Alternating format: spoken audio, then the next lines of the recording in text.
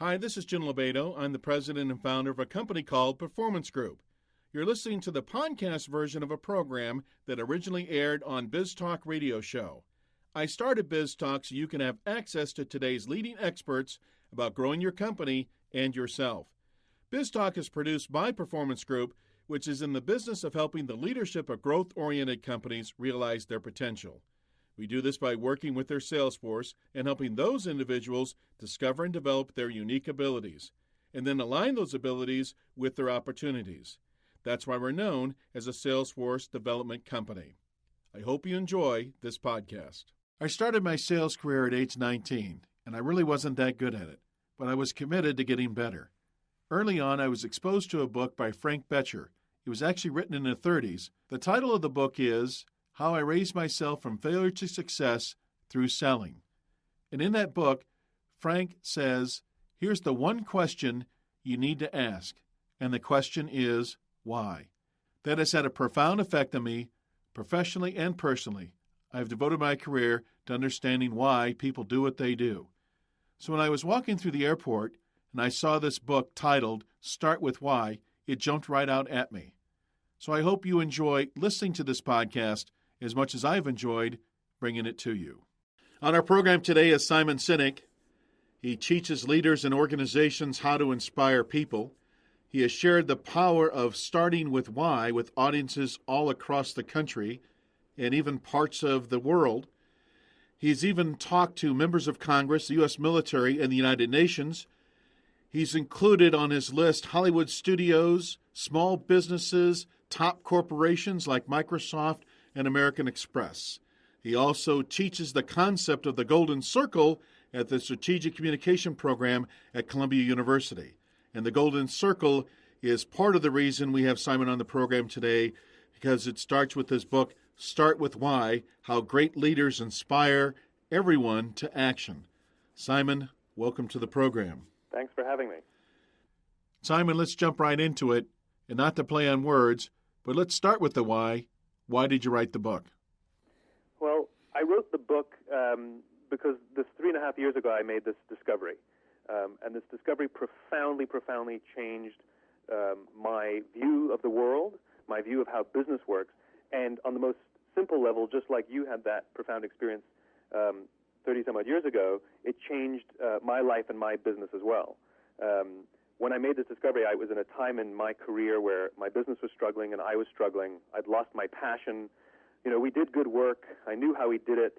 We had good clients, but I just didn't know why I was doing it. I just had no passion for it. And it was this discovery about how great organizations function that changed everything almost instantly. And the success was so remarkable, I had a decision to make, which is, do I save it for myself, patent it and copyright it and sell it to everybody and make lots of money, or should I give it away? And I made the decision to give it away, quite frankly. And from then, it's really become a very, very personal cause. Did you know that 80% of Americans don't love their jobs? They don't love their work. And so my cause is to see that statistic reversed. And I did it for myself, and everybody who learns this concept of why has a similar experience, and the more people, the better, I say. Simon, let's start off talking about people our audience would be familiar with. President Obama and Rush Limbaugh. Both inspire us in different ways. What is it about these two people particularly that enable them to create this inspiration? Well, there's an inextricable link between communication and leadership.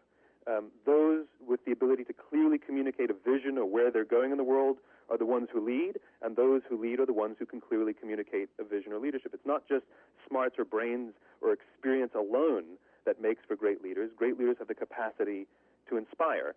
And, you know, let's be clear what inspiration means. You know, most people in their lives or in their jobs are influenced based on some sort of external factor. You know, you get a bonus, so you work a little harder, and then you're disgruntled, and they give you another bonus, and you stay a little longer. Or there's a sale, you know, they drop the price, and you choose that product. You know, those are external factors. Those with the capacity to inspire are those that give people sort of this higher sense of purpose or reason to come to work, something to believe in, and they show up to work for themselves and because they want to. And I'm a great believer that people who believe what you believe will work for you with blood and sweat and tears, and people who don't believe what you believe work for your money. And what these great leaders do, what those with the ability to inspire do, is they clearly and consistently talk about what they believe out loud. I believe this.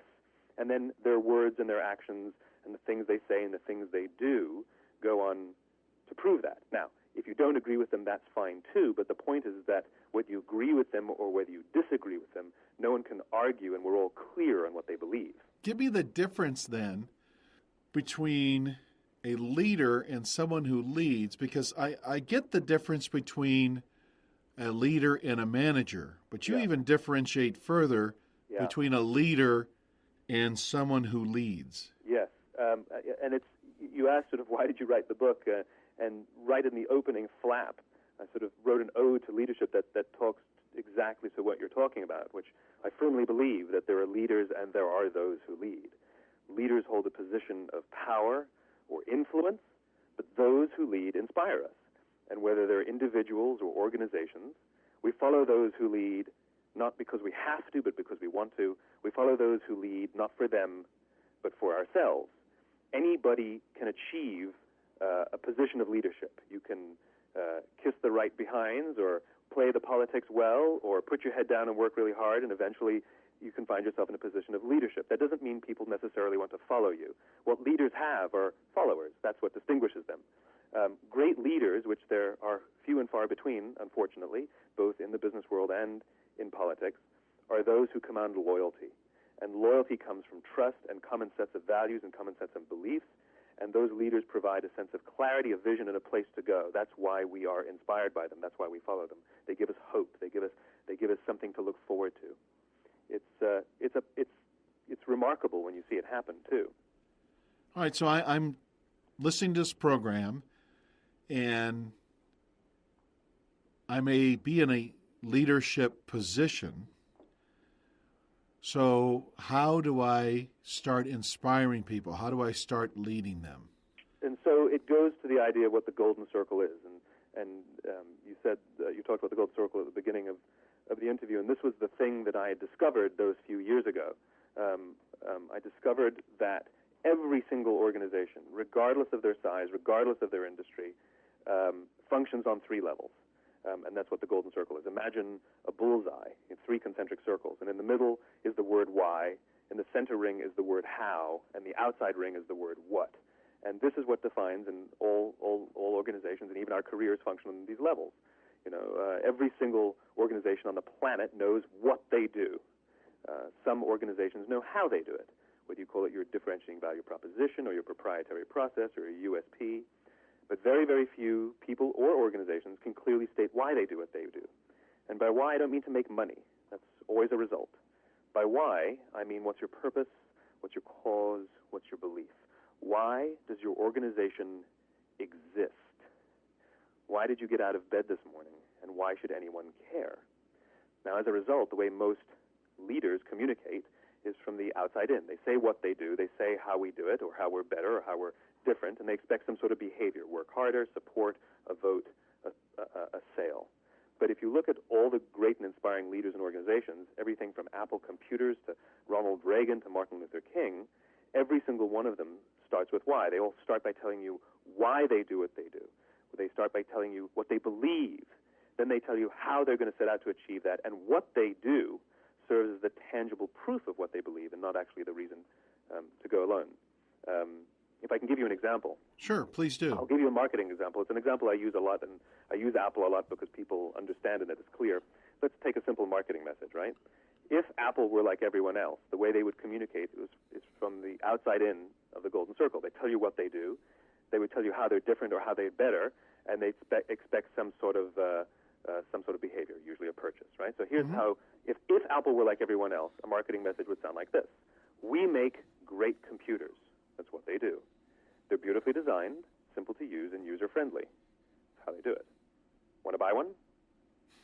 Not that inspiring, right? And that's the norm.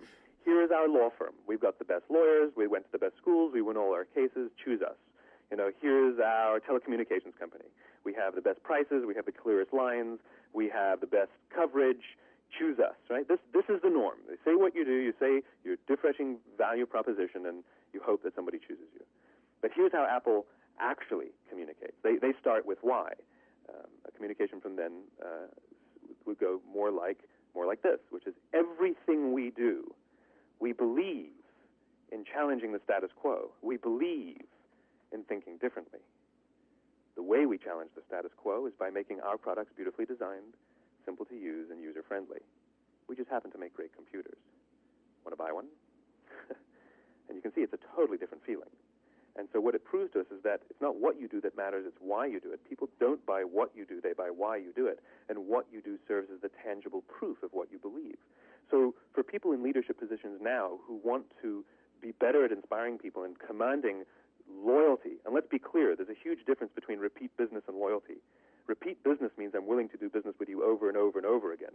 Loyalty means I'm willing to turn down a better product at a better price, maybe even suffer inconvenience to continue to do business with you. And only those that start with why command great loyalty amongst customers or employees. And so really for any leader to start getting good at inspiring is the practice and the discipline of learning to start with why. So when you give a speech or you make an announcement to the company, start with why the company exists in the first place. Why was the company founded? Provide a context. That then gives people a context for decisions that are being made. In your marketing, don't start with what makes the product different. Start with why the product exists in the first place. And there's lots of examples of how just better communication that starts with why always trumps sometimes better products. All right, so let me ask you this then. I'm sitting here listening to you and kind of going, wow, okay, there's the obvious. So, I mean, when you hear it, especially your Apple example, it's like, okay, I get it. Yep. So why is it, especially in business, that we tend to get it in reverse? Get it and ignore the why? And ignore the why, absolutely. Believe it or not, it's not actually a business problem. Believe it or not, it's actually a biology problem.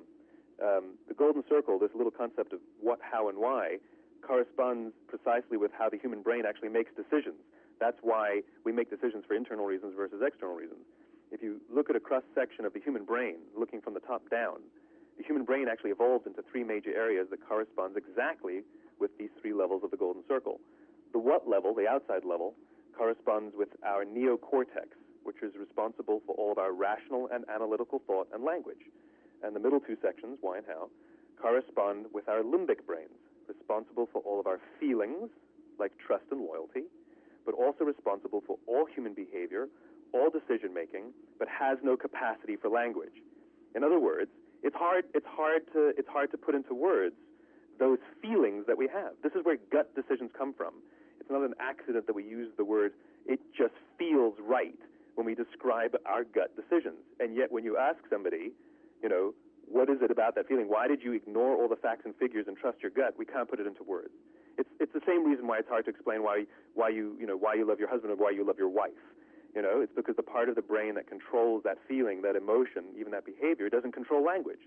And so we rationalize. She's smart, she's funny, she's loyal, sounds like a golden retriever. and then we say things, and then we start to say things that don't even make sense. She completes me. I don't even know what that means. But what we're attempting to do is put into words behavior that happened in the part of the brain that controls decision-making but doesn't control language. And this is why it's also hard to ask your customers, why do you do business with us? Because they'll tell you, oh, it's your price, it's your service, it's your quality, it's your features. But if you invest all of your money in price, quality, service, and features, they don't necessarily do business with you. Or sometimes they choose a company, whether it's you or somebody else, that has not as good price, not as good quality, not as good service, not as good features. In other words, there are other factors at play that they're incapable of putting to words. And that's why most people ignore the why. It's not that it doesn't exist. It's that it's hard to talk about and it's hard to measure because it physically exists in the part of the brain that controls behavior but not language. So what I hear you saying is, and correct me on this if I'm wrong, but the why is closer to the core. It is the core. It is the core. It is the core. And it's that sense of gut that you have, Is that why people who understand that, whether intuitively understand it or learn it, they're able to inspire because they're touching your core? That's exactly right. And that's why we say of those leaders, they inspire me. I mean, look, Barack Obama didn't have the experience of almost everybody, but it didn't matter. The rational components of what we want in a president, it was just something about him that was just really inspiring that trumped the rational stuff. And, Ronald Reagan, we know, didn't have the highest IQ, and you think you want the smartest guy to be president, but there was just something about him, the way he talked, the way he inspired us, that it trumped it. And by the way, in recent history, two of the smartest presidents that have been in office were, Jimmy Carter and Richard Nixon. And so the rational components, the sort of, features and benefits, there's more to it than that. It's this hard to articulate feeling we get that we just want to be a part of it. Like I said, people who believe what you believe work for you with blood, sweat, and tears, and people who don't believe what you believe work for your money. It's the same thing going on. Let's talk then about, we understand, I think, or at least we've seen the effects of Barack Obama. We get that part. For those who've been around long enough and heard Ronald Reagan speak, I think John F. Kennedy can be put into that category. Absolutely. And if you go back and especially read his speeches, read them sometime. And it's amazing. Oh. Ask not what your country can do for you, ask what you can do for your country. That's a cause. That's a belief. Absolutely. And it's not an accident that the Peace Corps was developed in his administration, because it's the concept of service. It's not an accident that he gave us the mission to put a man on the moon, and we went there 6 years after his assassination because we made that cause our own. Every president has some crazy thing that they want us to do, but we don't necessarily pick it up and carry it on after they leave. Right. Absolutely, Kennedy had it. So let's talk about the CEO of Apple, Stephen Jobs. He continues to introduce products that are game changers. What is it about Stephen Jobs that is able to inspire that level of innovation from his company? So again, he embodies and he preaches a cause. And it's not the way he physically manages. I mean, he's notoriously paranoid and very, very secretive, both as a person and as how his company operates. He's notoriously a difficult man. He's not necessarily a nice guy. And I've read articles that lay all these things out about how he is and how he operates. And that doesn't mean if you go off and become paranoid and secretive and and yell at people that all of a sudden your company will become hyper innovative. That's not it at all. That's sort of the strange, weird concept of best practices. Just because it works for somebody else doesn't mean it'll work for you. What Jobs embodies that's more important is the sense of purpose or cause. I mean, his fundamental core being and the company that he built, this core being around the sense of why, is to challenge the status quo, is to empower the individual against some sort of status quo or some incumbent monopoly. And if you think about where Jobs came from, he grew up in Northern California during the Vietnam War, the hotbed of anti-Vietnam and anti-establishment sentiment. And instead of throwing stones at windows, he built a company. And even to this day, they're always talking about the revolution. The iPad just came out. It's in the first line, revolution. They're always talking about revolution. And long before Apple even existed, Steve Jobs and Steve Wozniak were in a garage building something they called a little blue box, which allowed people to avoid paying long-distance fees on their, long-distance rates on their phone bills. In other words, they were challenging Ma Bell, the existing status quo phone monopoly. And they started Apple, and they challenged Big Blue, the existing status quo operating system, DOS, IBM. And then they challenged Microsoft, and then they challenged the music industry, and then they challenged the phone industry, and probably television and movies are next. It's just a repeating pattern. Now, Jobs didn't come up with all of those ideas. He didn't invent the iPod. He didn't invent iTunes. People inside his organization did. What Jobs did was he reminded and constantly preached why they do what they do, why they exist. And the few decisions and the few things that he does do, always reflected that. He believes in the revolution. He believes in empowering the individual, and he believes in rocking the boat. It's what he loves. And it's just a repeating pattern. What he's so good at is the consistency. And the only real two flops that Apple has ever had in terms of product, there was actually a thing in the Wall Street Journal a day or two ago that sort of had a timeline of a lot of their products and which were the flops. The only two real flops happened between 1985 and 1995 when Jobs wasn't there. And this is what great leadership is. It reminds people why we show up to work. It's not just showing up to work and working hard.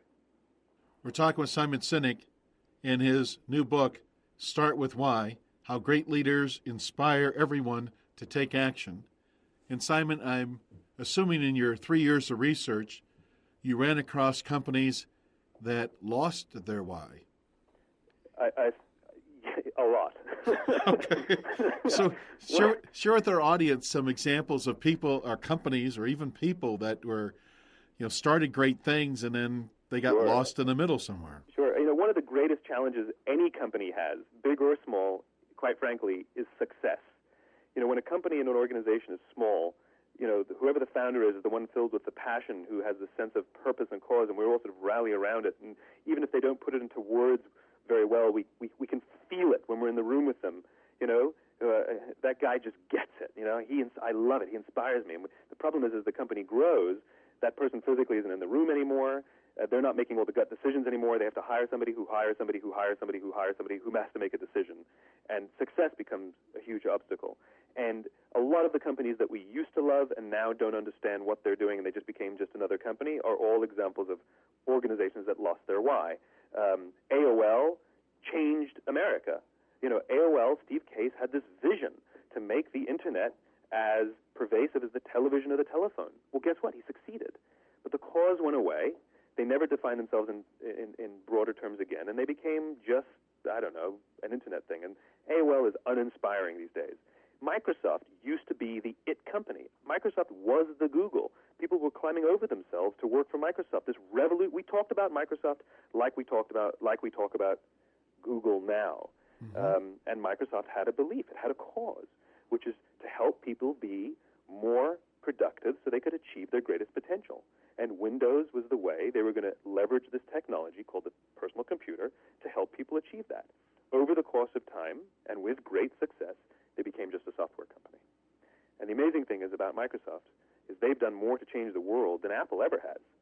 And the purpose and cause is still alive in the company, but the longer that Gates stays away, I hope that they can remind themselves of their cause and maintain it.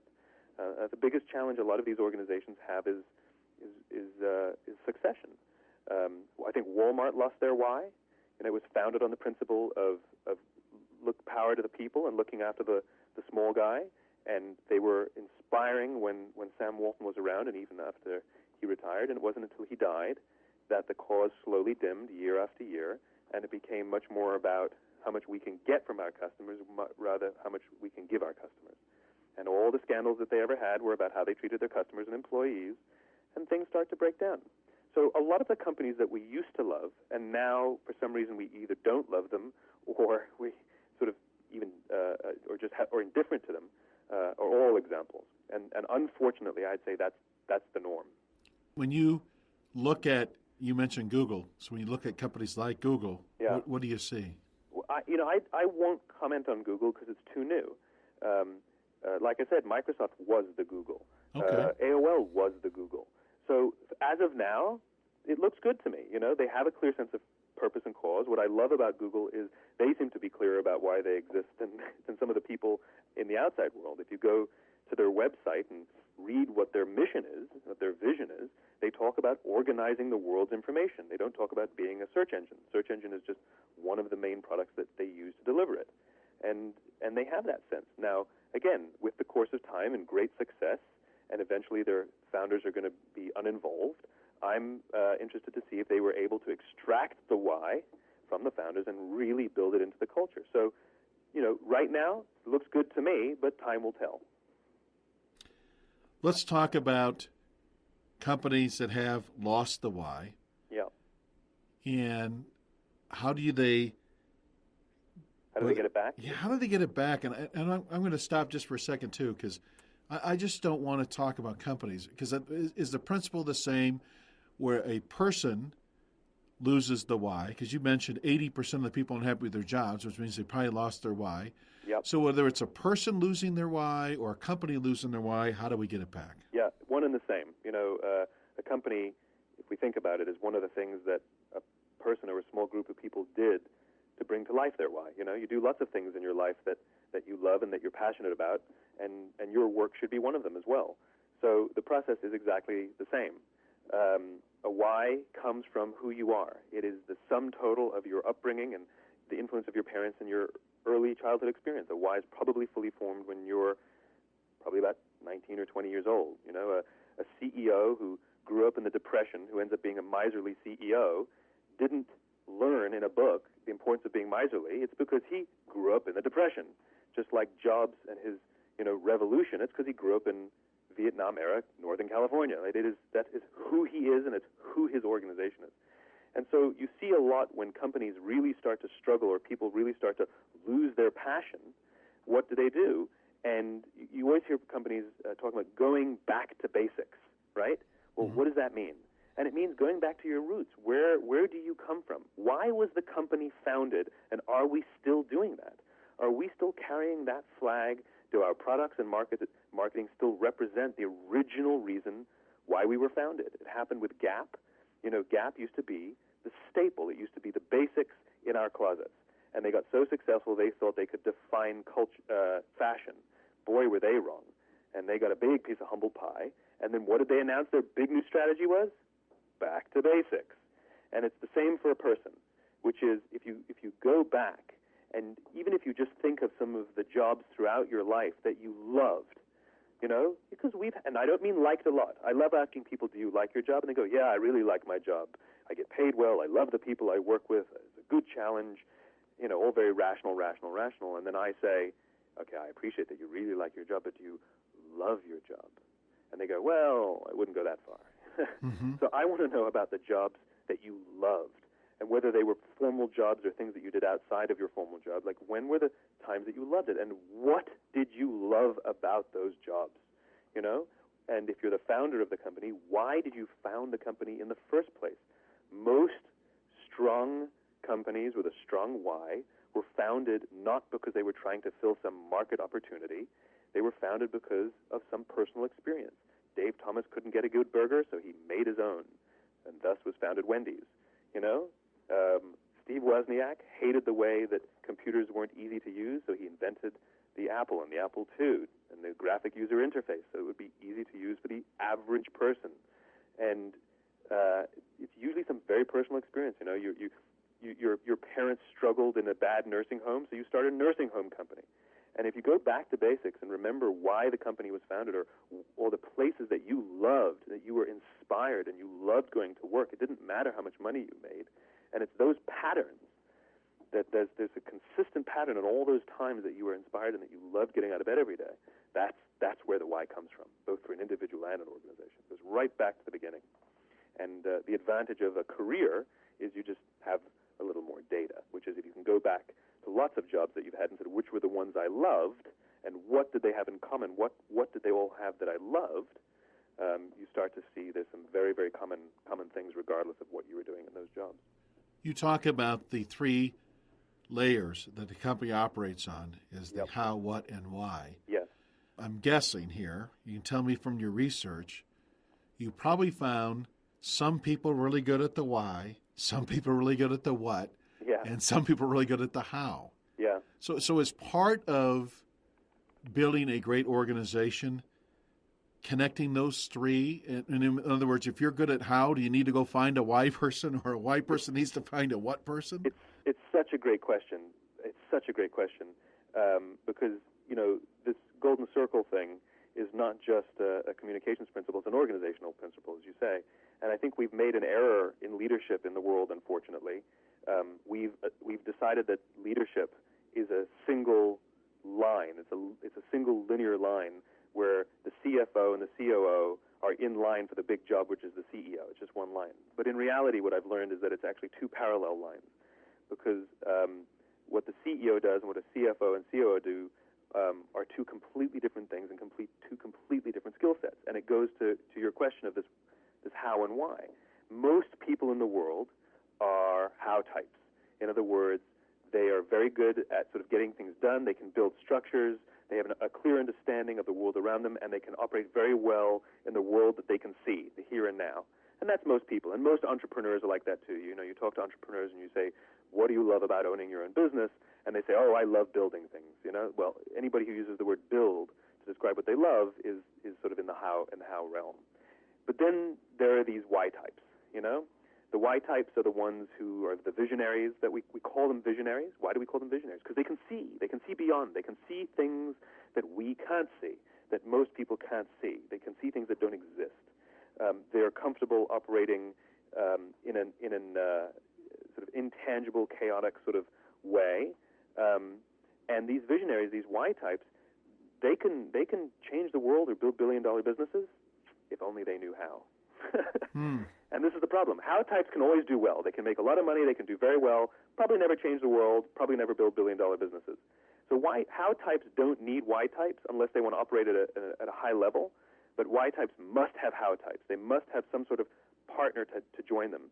And if you look at some of the companies and organizations that truly change the world, right? There's always this partnership, this non-single line linear partnership of two parallel people working at what do we believe? I have a vision, and the how guy who says, I'm not a visionary, but I am inspired by that one and know how to build it. So Walt Disney was the visionary, but it was actually Roy Disney who built the company. Bill Gates was the visionary, but it was actually Paul Allen who built the company. Martin Luther King, had the dream, but it was Ralph Abernathy who said, don't you get on those buses. And JFK had RFK, and Steve Wozniak was the guy who built the computer, but Steve Jobs knew how to talk about it. And you always see these partnerships. It's an amazing thing, this why and how working together, the guy who can see the future and the one who knows how to build it, the structure. And what's amazing, if you look at these relationships, Steve Jobs and Steve Wozniak were best friends in high school. Paul Allen and Bill Gates, the founders of Microsoft, they dropped out of Harvard together. Ralph Abernathy was Martin Luther King's mentor when he was a young preacher. Roy Disney and Walt Disney were brothers. Now, I'm not saying that you have to go into business with old familyhood friends or family, but the likelihood of shared values and shared beliefs is incredibly high if you grew up together. Right. And as I said before, this common set of values and beliefs and trust and belief in a different world is essential. People who believe what you believe work with you for blood, sweat, and tears, and people who don't believe what you believe work for your money. Do you believe those people who you used in your example intuitively knew what the other person was bringing to the table?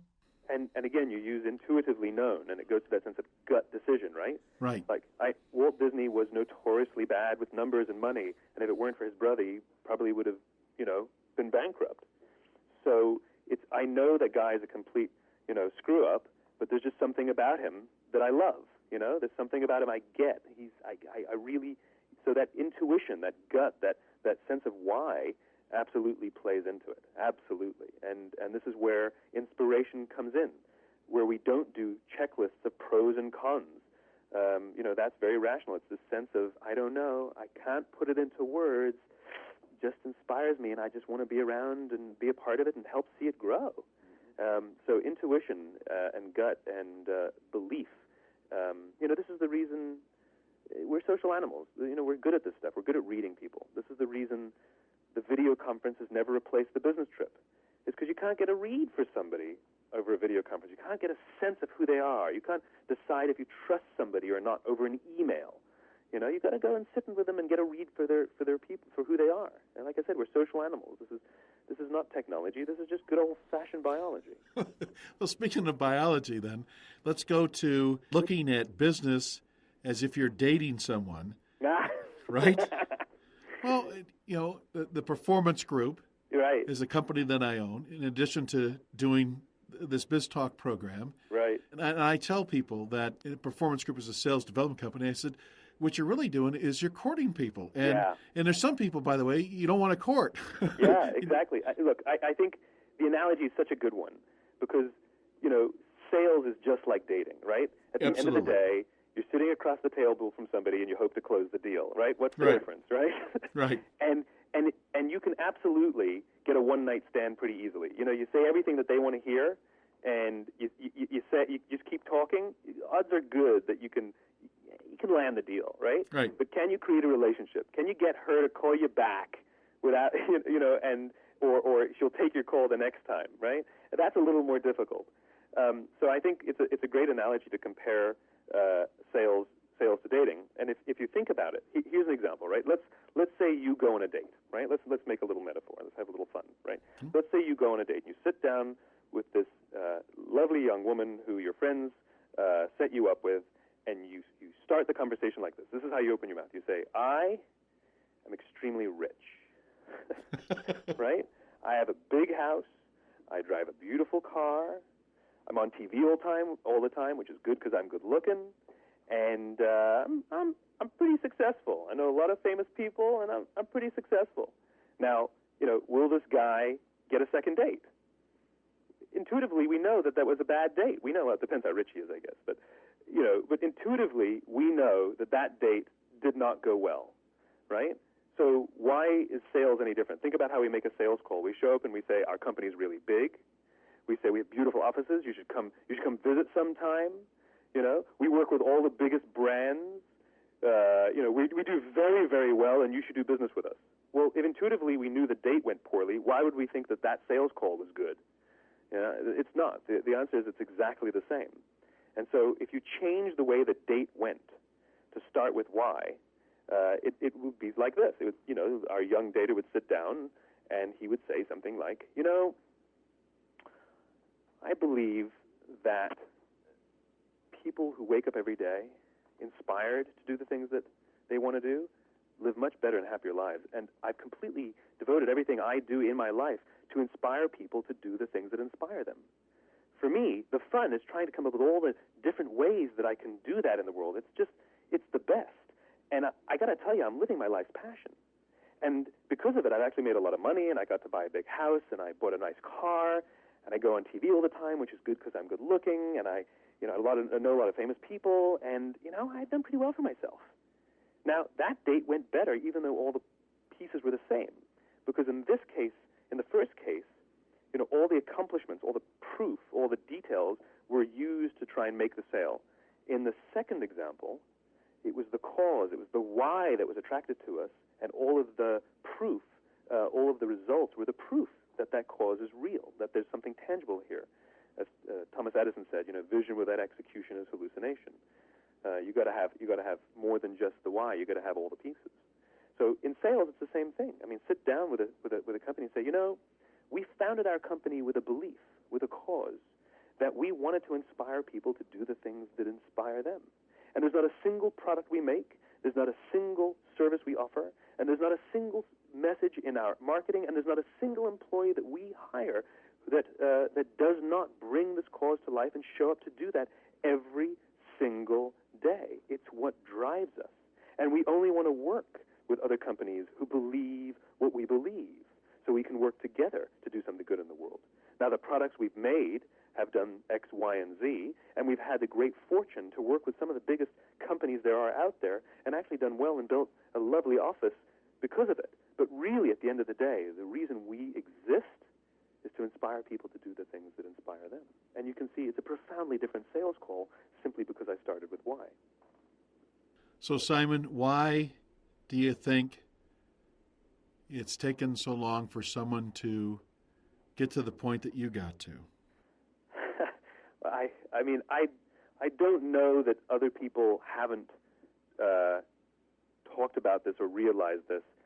I think that the thing that I did, and again, don't forget where this discovery comes from for me. It came from a very personal place where I needed something to help me, and so I needed something simple that I could follow and that I could understand. And I think I don't think I'm the first one to necessarily articulate these ideas, but I think I've put them together in a way and have explained them in a way that's very easy to understand, and more importantly, it's very easy to implement in action. This is learnable, and I'm living proof of it. Simon, what is the one piece of advice you would share with someone to get them started connecting to their why? The first part is clarity. The first part is clarity. If you don't know why you do what you do, how will anyone else? And whether you're an individual or whether you're an organization, you need to take a deep breath and step back for 1 minute and try and understand why you do what you do. And if you can clarify that, the rest is discipline. The rest is discipline. And ironically,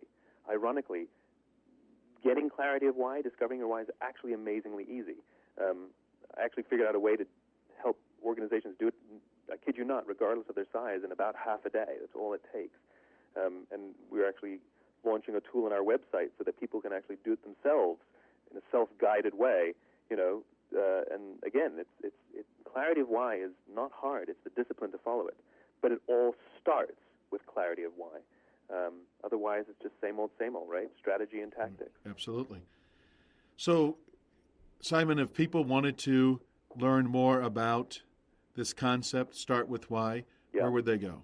The book is a great primer. I lay out all of what I've learned and all the details and where the why comes from and what to do when you lose it and how to get it back in the book, in Start With Why. For people who are interested in learning about others that are doing it, I maintain a blog, and on there I write some advice and examples of things to do and others who are doing it. That's simonsinek.com. That's just my name, simonsinek.com. And startwithwhy.com is the main website where we have some videos and some educational tools and the Why University to help you discover your why. That would be the best place to go. And for those of you listening, Sinek is spelled Sinek, simonsinek.com. So, Simon, is there one question that we should have asked you that we didn't ask you in the program today? You were great. I mean, you started with why I do what I do. And you even asked me sort of what the vision of the world is. I'm feeling pretty fulfilled. How about you? I think so. And so let me ask you this. What has changed about your why since the book has taken off? My why remains the same. Why remains the same. What has changed is what the wonderful thing and the amazing thing about having a book is that I can share this concept and I can share this thinking with way more people than I could ever speak to. And more importantly, people who are inspired by this thinking and inspired by this idea, they can share this thinking without me at all, whether they buy a book for someone else or hand it on to somebody else or just explain it to them. And that, for me, is the best part, that scale is now possible. Simon, thanks for being on the program. My pleasure. Thanks so much for helping me spread the word. This or other BizTalk podcast may be downloaded by visiting our website at www.biztalkradioshow.com, or you can subscribe to BizTalk through iTunes. If you want to learn the strategies how to take your sales force to the next level, you can contact the Performance Group at 800-550-9509, or visit us on the web at www.pmgllc.net.